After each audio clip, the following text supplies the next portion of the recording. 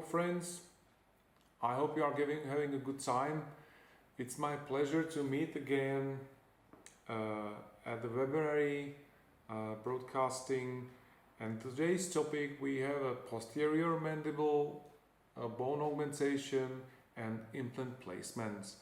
Our clinical case is a lady about 55 years old, non-smoker. She's healthy. However, she arrived to our office with a failing implants in the posterior right quadrant in the mandible, and here we can see how was the shape of the bone when she arrived. There was a both horizontal and vertical bone defect around the implants, and the question is, why did it happen? Of course, we don't know all details. How was the surgery done before? How if there was already some lack of bone tissues. However, what we should really pick up and focus on and notice is the stage of the soft tissues. Here we can see completely lacking keratinized tissue around at least the distal implant. We should really put a lot of attention to the presence of keratinized mucosa. We know that only the keratinized mucosa can really give the stability of the tissues surrounding the implant reconstructions, and if we neglect the importance of these soft tissues, despite the quality of bone we have, despite the amount of bone we have, despite how good we are with the bone augmentation, we will always have problems with the inflammation of soft tissues, and at the end, as a consequence, we could see a bone resorption.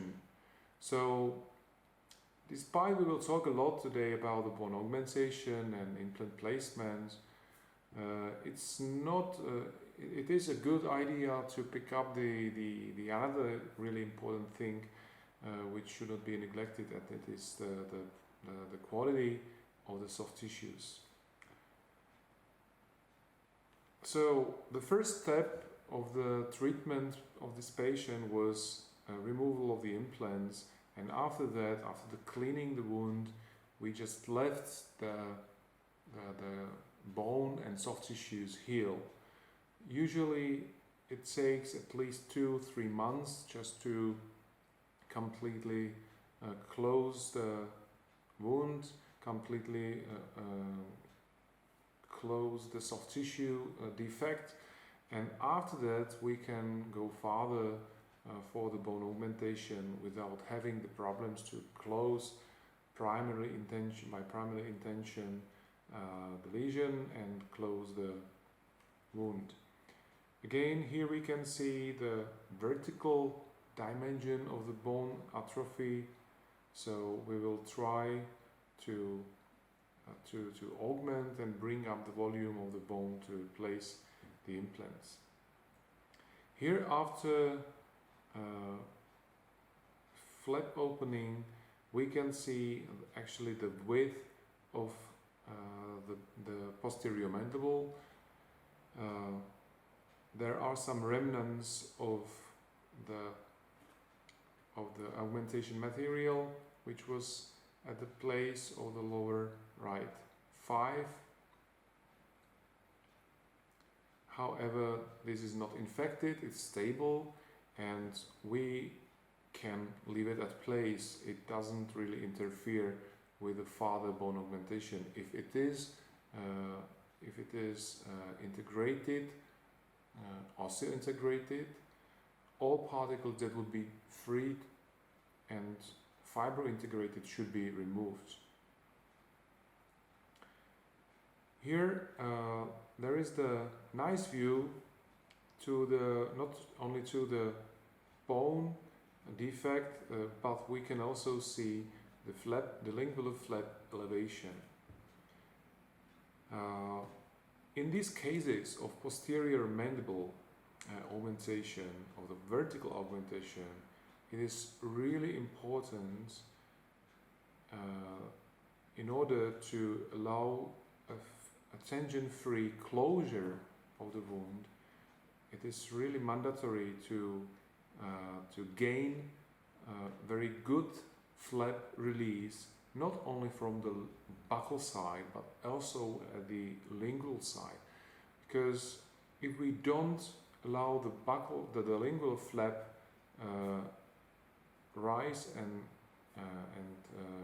get some kind of mobility, we will have to make the buccal flap even more activated,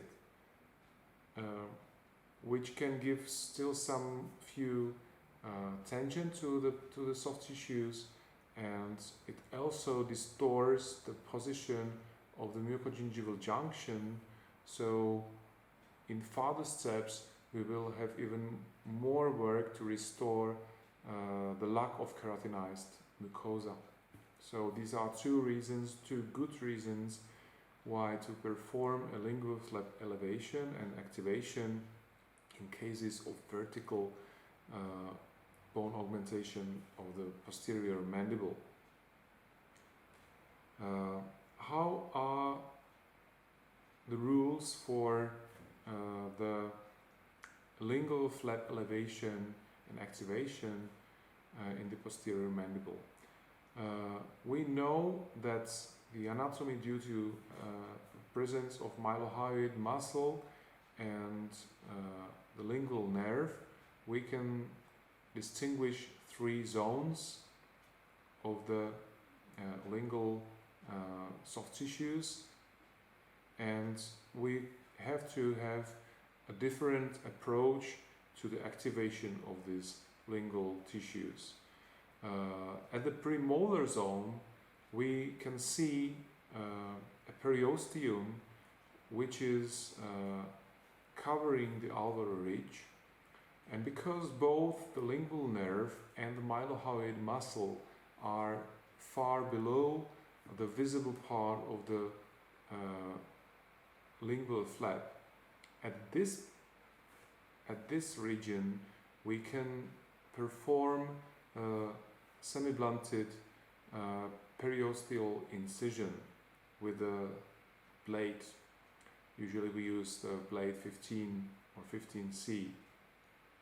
Right after the very superficial chest periosteal incision, we can see the flap rising, and here we can see that just by doing this we gained roughly 1 centimeter elevation of the flap. In the molar zone we have to perform a blunt preparation of the mylohyoid muscle,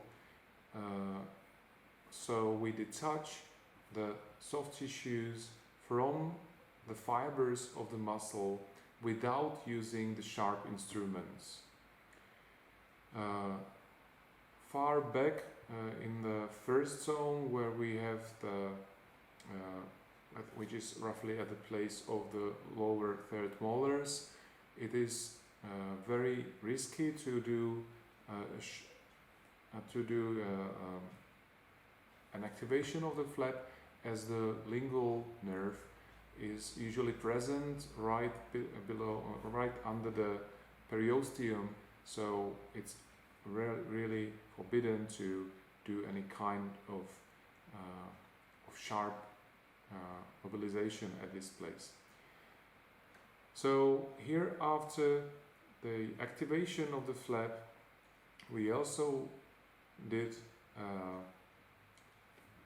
a trephination of the buccal aspect of the mandible, buccal compact bone, in order to allow the blood vessels perforate through the avascular layer of compact bone to bring the blood and nutrition to our particulated bone graft, which will be stabilized with the Wi-Fi membrane, and it is very important aspect of the preparation of the bony bed in the posterior mandible, where the compact bone is really thick and it brings only a little bit of vascularization into the bone graft. So we should always not forget to do the perforation of this compact bone with the Treffin burr. Then when we have this soft tissues and bone ready to accommodate the bone graft, we have to prepare the membrane. This is the Wi-Fi membrane, where we can see the titanium reinforcement, which is really nice stuff to bring the better stability to the bone, particulated bone graft, which is absolutely important in order of the vertical bone augmentation.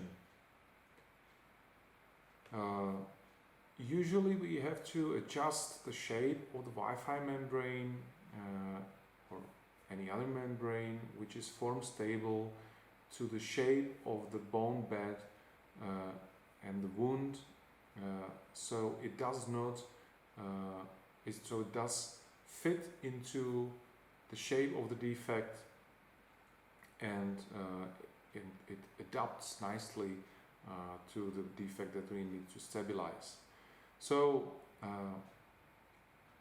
first we cut the margins of the membrane in order to embrace the mesial tooth. So mesially we have this reduction of the membrane close to the adjacent tooth, and it is also important to cut off the part of the membrane that would interfere with the mantle foramen.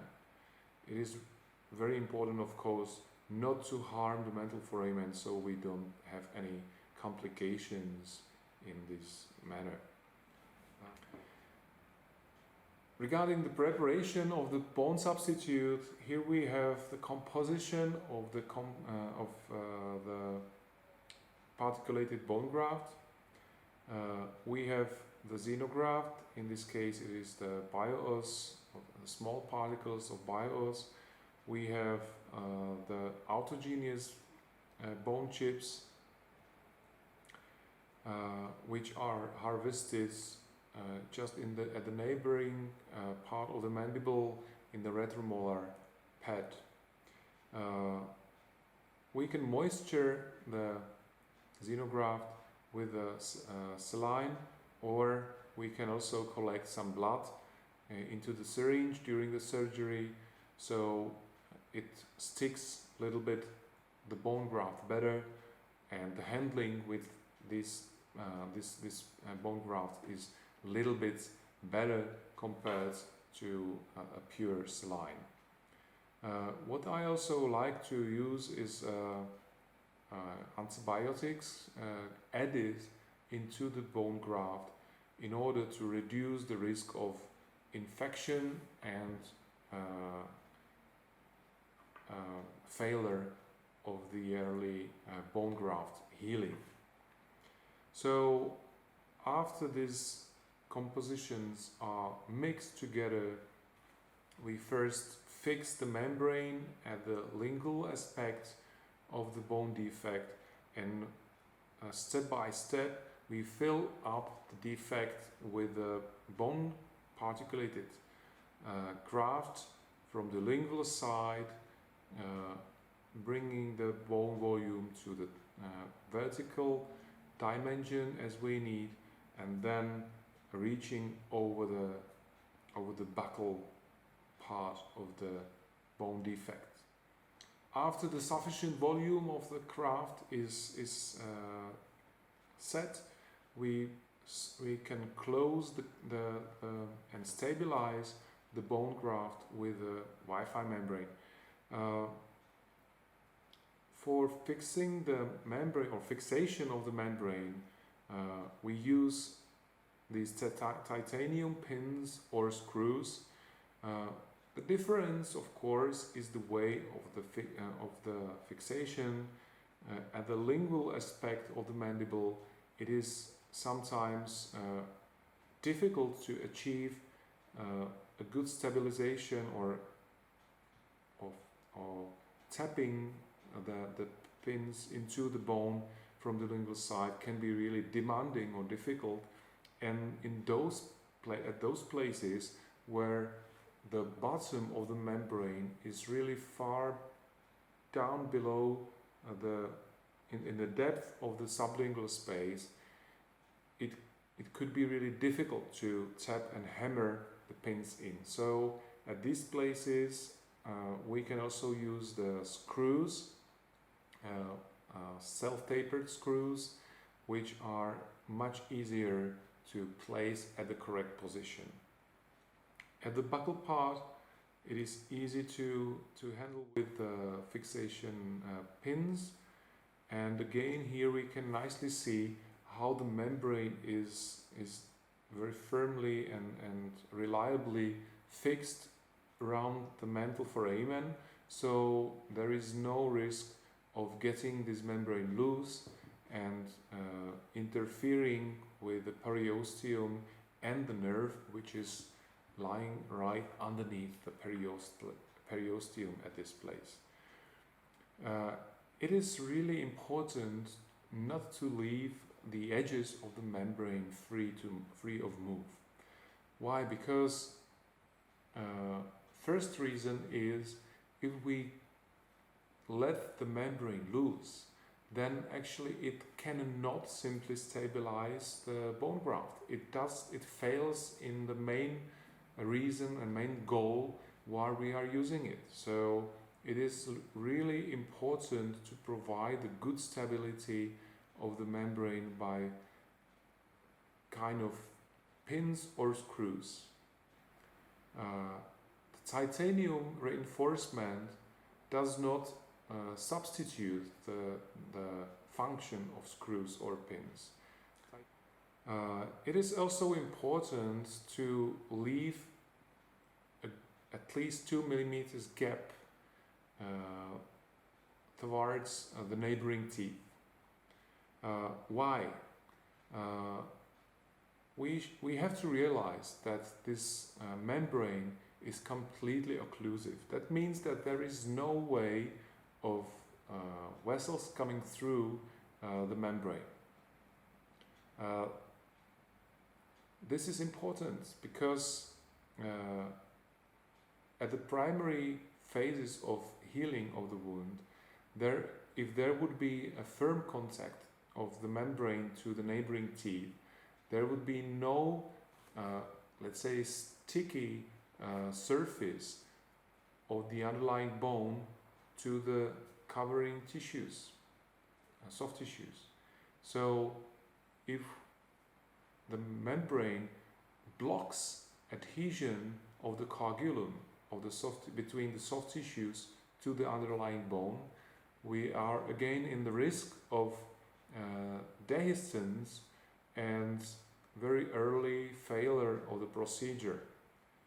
Now, during next few months, the blood vessels that will come through the perforations that we did in the bone will bring a sufficient nutrition to the bone, and by remodeling of the bone graft, which is also induced by slow resorption of the autogenous bone that we added into the particulated bone graft, all this process will lead to the newly bone formation, which is of course very slow. So that's why we have to wait at least 6 months in these cases of the vertical bone augmentation of the mandible.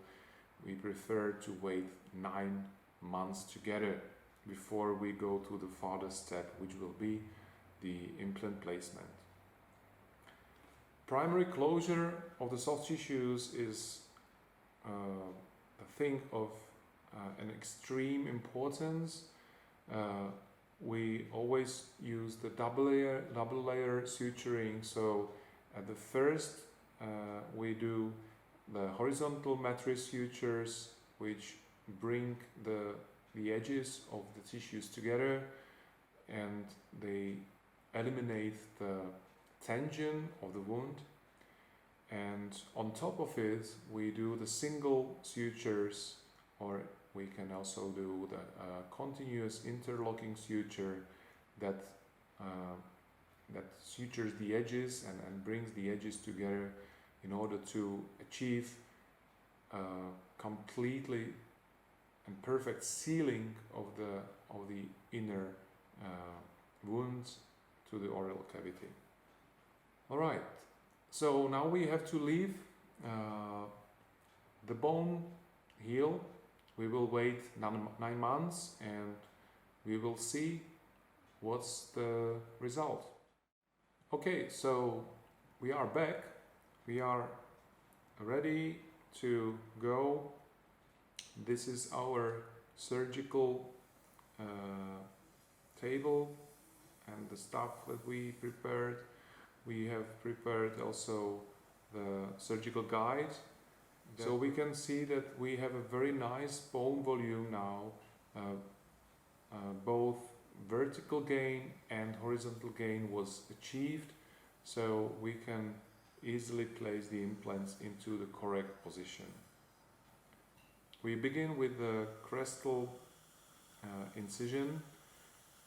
Again, as we said, there is really a lack of keratinized mucosa. Of course, if there was enough keratinized mucosa, we would take this incision inside the keratinized tissue. However, here we are just dividing roughly 1 millimeter of keratinized tissue, which is left at the place. So we know, and it's clear now, that after we place the implants, the further step before we take the final restoration is an augmentation of the keratinized mucosa. It's usually quite easy to open the flap where we have this Wi-Fi membrane, because the adhesion of the soft tissues is really weak. Of course, we should still be careful not to tear the tissues. We have to cut through the wall thickness of the tissues, and in cases where we do not achieve a good approach to the tissue pins, to the membrane pins, we have to open the flap almost at the same range that we did at the first surgery when we were placing the membrane. Here we can see how are the screws accessed. So with a rotary screwdriver we can unscrew them and easily remove from the lingual aspect. After removing all the pins and screws, it's very easy to lift the membrane and remove it in one piece. Here we can see the bone, newly formed bone ridge. It is here a very good quality. It's really firm. It was hard, and we gained beautiful amount, both vertical and horizontal. So now we will have a very easy job to place the implants. One of the problems that we can have using the drilling guide is the saline irrigation. So what I do, like a modification of these surgical guides, I add a small hole into the ring that into the sleeve, which keeps which guides the drill. So in this hole I can place the irrigation pipe, so the saline, as you can see, is led through this hole right to the drill.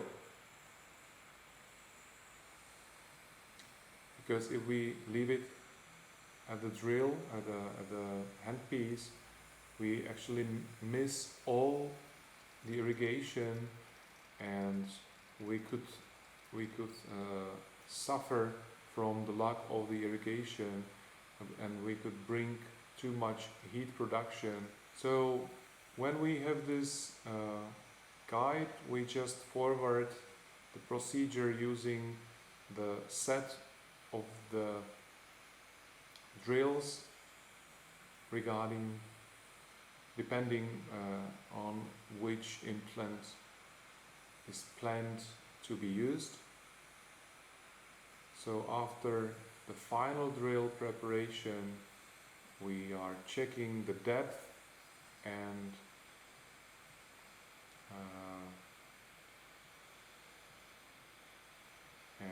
the quality of the bone in the hole that we prepared. And now we are going to place the implant. I'm always very careful when placing the implants into the prepared hole, as the direction of the implant can be interestingly changed by mistake, even if the hole is prepared nicely and with a full attention. In other words, it's easy to place the implant in the wrong position into the drilled hole. So it's really nice to have this guide even for implant placement, not only for the drilling the hole for the implant. We can place the implants with much better with much better preciseness compared to the hand guided implant placement only.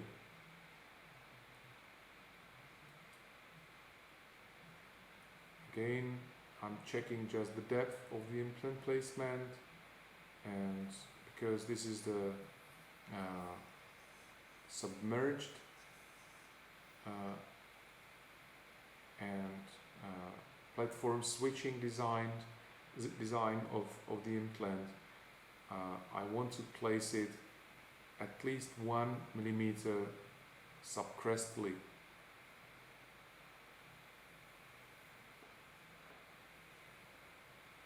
Here we are placing the covering screws, and we are almost done with the surgery. Here we can see the beautiful volume of the newly formed bone with a huge amount of bone surrounding the implants. So I believe that there will be very good stability, and we have a good chance that the bone will really work very, very well for these implants.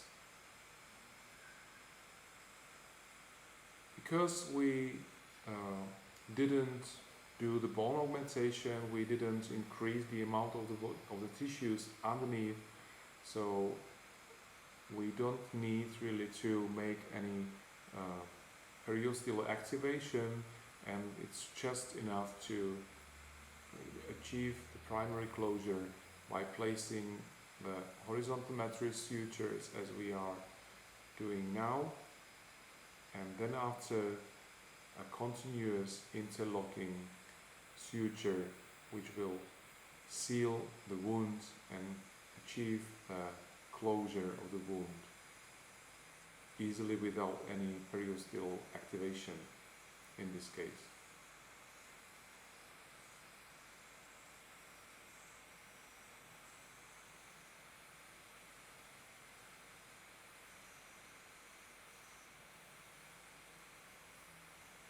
So just to in these cases of the posterior mandible, it's very useful to use this interlocking suture. It's faster as we don't do that much knotting.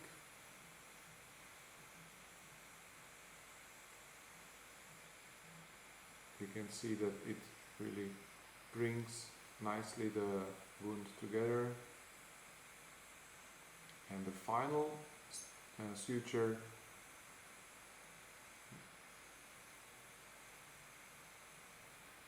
which will finalize the suturing.